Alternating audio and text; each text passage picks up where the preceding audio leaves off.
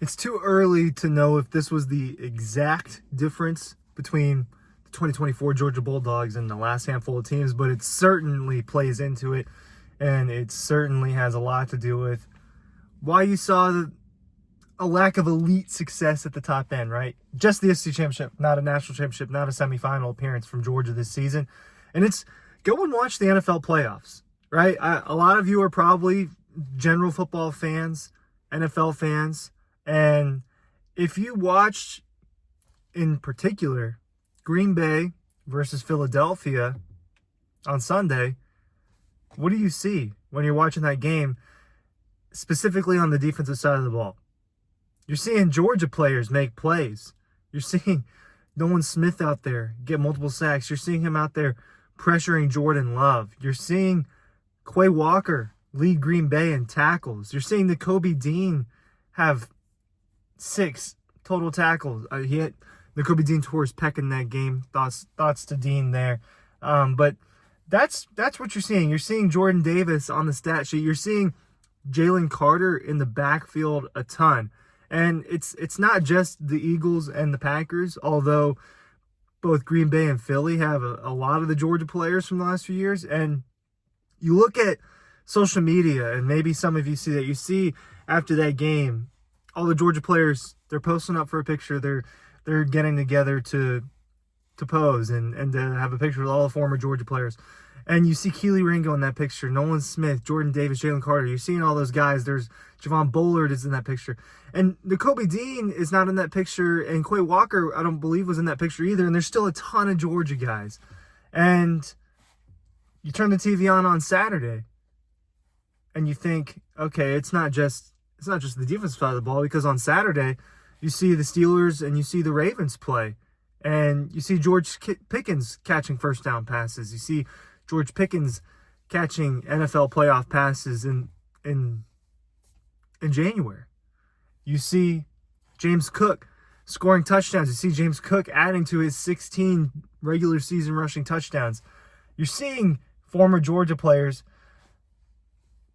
in the NFL. What we saw out of a handful of programs, but very specifically Alabama over the last 10 years, you saw the Tide just put out NFL player after NFL player, and you see them being impactful in the league. A lot of defensive guys, a lot of defensive linemen, a lot of, some linebackers, and then eventually a ton of receivers that you see really ball out, like the Devontae Smiths and the Jalen Waddles and now the Jerry Judys of the world.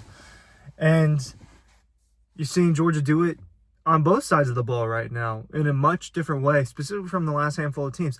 Ladd McConkey had almost 200 yards in his NFL playoff debut, rookie receiver.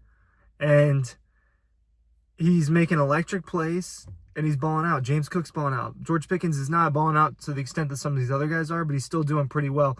Not to mention, you see Brock Bowers breaking records, right? LSU's Malik Neighbors breaks the record for catches in a rookie season.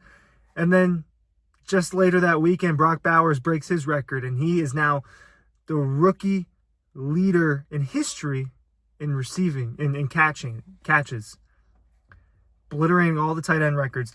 So what was one difference between the 2024 Georgia Bulldogs and the last handful of teams? The NFL talent was unreal. And not just that these guys are in the NFL, that these guys are going to league. There is a little bit of a difference in, you're seeing all of these players go to the league, right? I can go down the list, and there's guys that aren't super impactful that have been drafted by Georgia recently, out of Georgia. Channing Tindall isn't super impactful. Lewis Seam, now on the Eagles, right? He's not a very impactful player, doesn't even play. Malik Herring, Trey McKitty in Cleveland, John Fitzpatrick. You can go down the list, and not all of them are super impactful players. But what's changing is you're seeing more and more of the Georgia Bulldogs that get drafted become impactful NFL players, and it's very, very noticeable from the back-to-back seasons how many guys on those teams are now either NFL starters or NFL stars and are now making plays on Sundays, and making plays on Sundays in in the NFL. I failed to mention Kamari Lassiter got an interception on Saturday. Broderick Jones is out there starting at right tackle. Darnell Washington is out there blocking his ass off and catching passes here and there from Russell Wilson. Amarius Mims starting. He's not in the playoffs, but he's starting, right? So Tyke Smith just started a game in the playoffs. That's my point. Now they're not just getting into the league, but they're getting into the league and they're flourishing early. Ladd McConkey and Brock Bowers both had significant rookie seasons. James Cook is one of the best running backs in the NFL. I don't want to repeat myself too much on these specific guys, but this past Georgia team has a lot of players that are heading out and going to enter their name in the NFL draft, mostly because they're choosing to, some of them because of eligibility stuff. But I look at these Georgia Bulldogs in this list, and I start to question, are they going to be as impactful in the NFL as the players we've seen from the last couple of years that were champions? And then some of these are champions, and some of them will be impactful in the NFL. But, just talking about this list for a little bit, and I failed to mention Ryan Curley from Dawg Post. Link to our newsletter is down below. Tyrion Ingram-Dawkins is a guy that's declared for the NFL draft. Will he be impactful? He didn't truly flourish into an impactful role until this past season. He's dealt with injuries, and now he's going off to the NFL, partially probably because he's been dealing with so many injuries, and he wants to just go ahead and go there and get his bag. Tyrion Ingram-Dawkins, 40 total tackles, 39 total tackles in 3-4 years at Georgia. Will he be impactful in the NFL? My immediate answer is no, right? And he might not even get drafted. Jared Wilson started one season. The difference between him and Cedric Van Pran. Cedric Van Pran's a backup, I believe. He is a second stringer in the NFL right now, and he started 3 years at Georgia. Now Jared Wilson has his one and done season as a starter, and he's going off to the league, touted as a good center prospect, so maybe it will be different for him. Dylan Fairchild, I think, has an opportunity to be a second, third, fourth round pick, and if that's the case, then he might be getting drafted to start immediately, but that's not as certain as maybe it was for Amarius Mims or Broderick Jones. Arian Smith, I have a hard time seeing, he might not get drafted, and it's because of the hands, it's because of the durability issues at receiver. It's different than A.D. Mitchell and Ladd McConkey, guys that had NFL traits and produced. Arian Smith produced this year, but also not without struggles. And in 5 years of him playing, he had 1,300 yards. Tate Ratledge is another guy you think might be able to start, has dealt with injuries. Malachi Starks has the elite athletic ability, for sure. Has the elite athletic ability. People the eye test kind of told you he wasn't playing as well this season.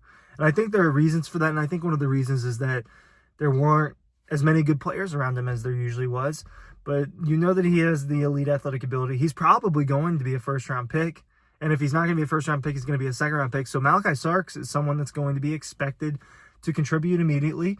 And the same goes for these next two guys, Mykel Williams and Jalen Walker.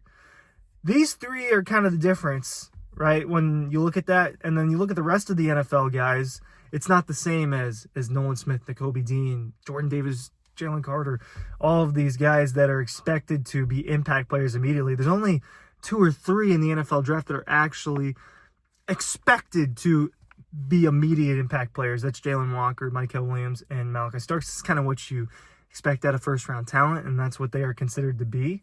But to me, you watch on Sunday and you watch in the NFL, and I'm seeing former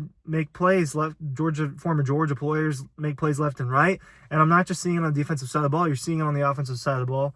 Will that be the case for Arian Smith, Dylan Fairchild, Tate Ratledge? I don't know. I think it probably will be the case for guys like Jalen Walker, but the difference between last year is that there was one Jalen Walker, and there used to be like 4 or 5 of them. And by that, I think you know what I mean when I just mean guys that can wreck games, and all of them took turns doing that, and all of them being together made that easier. We might never see that again in college football. I think you're seeing it a little bit at certain schools, and you're seeing a handful of impactful guys on Ohio State, You see Notre Dame has a really good defense. Penn State has a really good defense. Georgia had a really good defense this year, right? But will there ever be a team like some of the Alabama teams like 2016, 2012, Georgia 21 and 22? We might not see teams that are that stacked with NFL talent. And to me, you watch on Sunday, and that's the biggest difference. Watch the NFL playoffs, guys. There's a lot of Georgia players doing good things. A lot of them just got eliminated. But you see them really flourishing, and you saw how they all flourished together in college.